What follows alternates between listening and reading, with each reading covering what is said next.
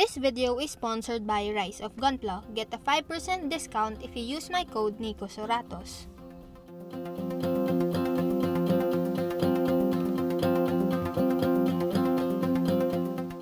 Hi, I'm Nico and welcome to my channel.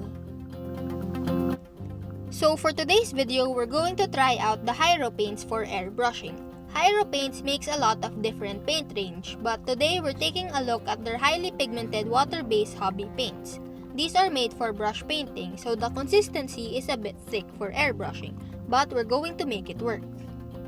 I'll be using some plastic spoons for testing. I don't have enough since I usually never do a spoon test, so I'll only be testing the basic colors and the primer for this video. So let's start with the gray primer. This dries in a matte finish, same with all the other paints in this line. Since these are water-based paints, using water as thinner should be just fine. But it's always better to use the appropriate products, and HIRO offers their own thinner for airbrushing. But I'll be using some Vallejo thinner since I don't have those yet. Water-based paints and thinners should be compatible with each other, no matter the brand. So you can use whatever you have on hand, or just use water. I find the paints to be thick for airbrushing, but it can be done. What worked for me was thinning it with a ratio of 1:1. 1 part paint to 1 part water, or thinner. And as you can see, it's easy to just spray from the airbrush. No clogging and the coverage is pretty good. I always do light coats at first to get the paint and primer to stick better. But so far, the paints are sticking just fine even if I flood it a bit. And with the HIRO paints, keep in mind that the color actually darkens after it dries. So don't be surprised if it looks slightly different.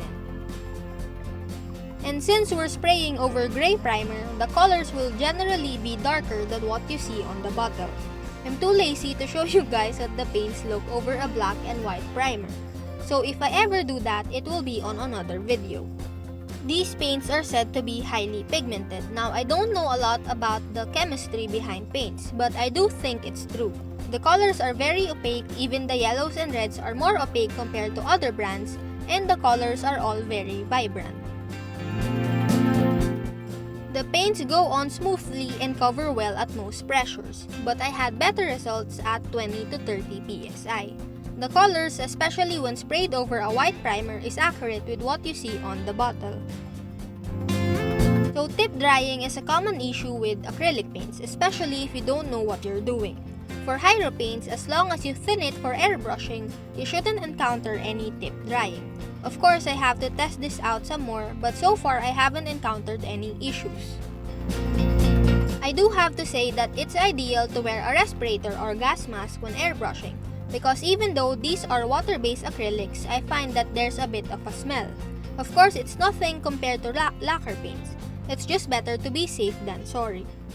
As I said, the paint is quite creamy in consistency and does tend to settle out over time. So it's essential to shake the bottle well before use. To make this easy, a very nice touch is that HIRO have put a small ball bearing in the bottle. Something I wish that all manufacturers would do, because it really does help ensure the paint is mixed adequately. You don't have to buy ball agitators yourself and then spend time adding one into each bottle. As with any acrylics, HIRO paints needs a little practice to know what thinning ratios work for your airbrushing style. Take the time to try them, and I think you'll be impressed by the finish and accuracy. Given the speed at which the range of colors are expanding, I'm sure I'll be using more of them soon, and I think they deserve to be a great success in the local scene.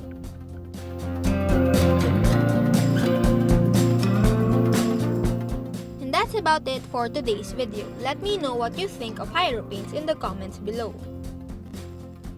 Thanks for watching, and I'll see you soon in the next one. Bye!